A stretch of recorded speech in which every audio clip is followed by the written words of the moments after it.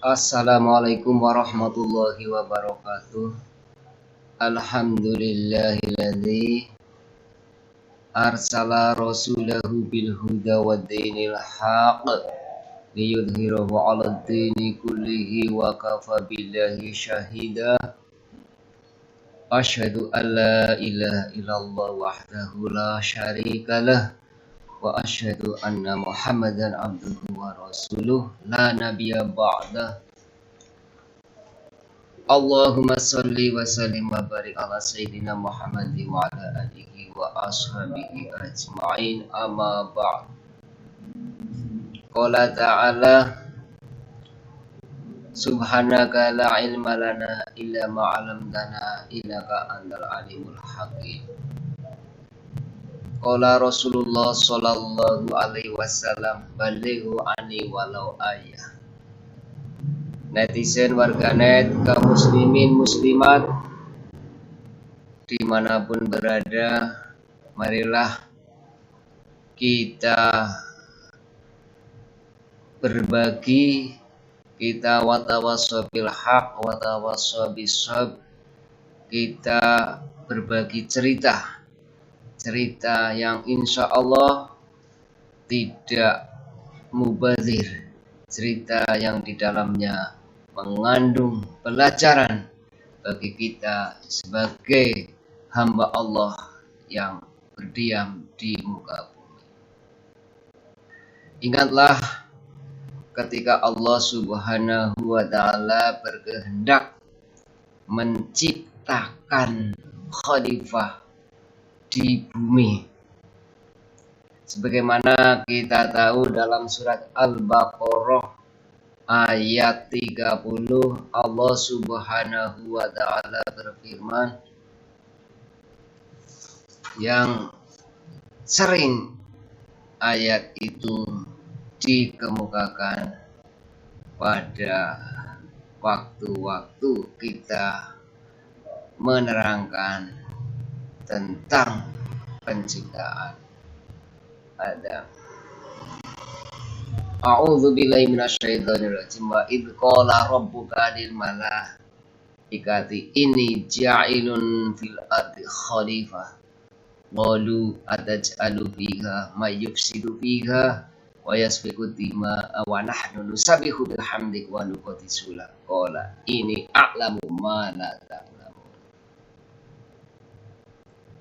Dan ingatlah ketika Tuhanmu berfirman kepada para malaikat, sesungguhnya kami akan menciptakan di muka bumi ini seorang khalifah. Malaikat protes, kenapa engkau akan menciptakan khalifah di bumi yang akan membuat kerusakan dan menumpahkan darah?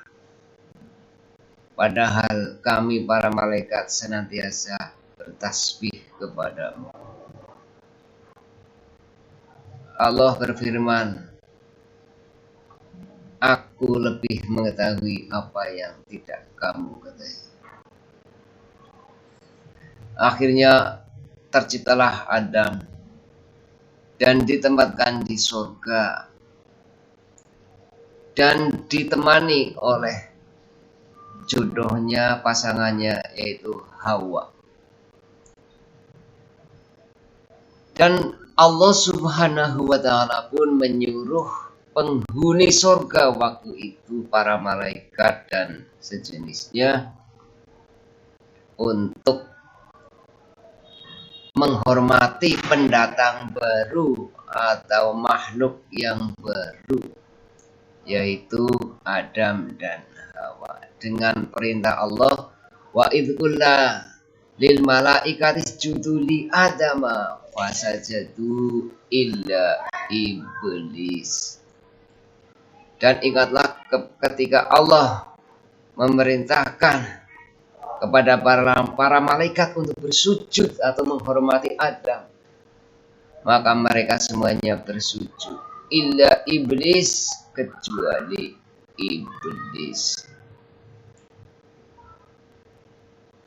Yang kita kaji kali ini adalah kenapa iblis tidak mau menyembah atau menghormati atau bersujud kepada Adam.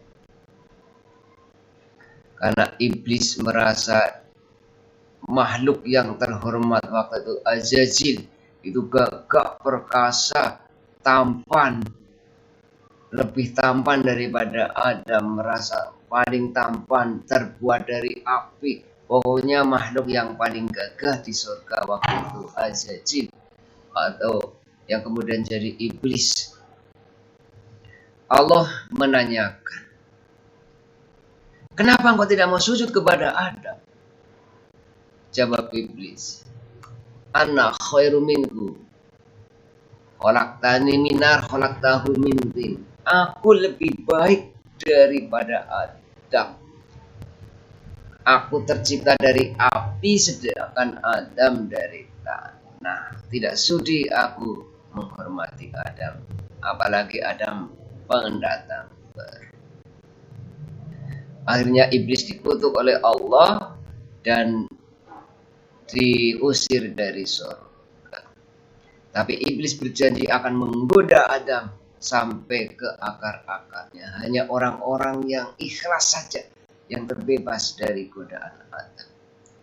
Akhirnya tahap pertama iblis menggoda pun dijalaninya, yaitu dengan disuruh makan buah khuldi, buah yang menjadi larangan Allah untuk dimakan oleh Adam dan Hawa. Dengan godaan yang begitu masif, akhirnya Adam dan Hawa memakan buah khuldi dan akhirnya telanjang dua-duanya setelah makan buah khuldi dan meraih daun-daun surga dan menutupi kemaluan mereka berdua. Hinalah Adam kali ini dan akhirnya diusir dari surga oleh Allah akibat kesalahannya makan buah khuldi dari godaan setan itu. Akhirnya dilempar keduanya dari surga. Adam menurut setengah riwayat itu di negeri Hindia, tepatnya menurut sebagian pendapat ulama di negeri Kashmir. Sedangkan si Hawa ada di negeri Maghribi atau Maroko sekarang, jadi timur dan barat.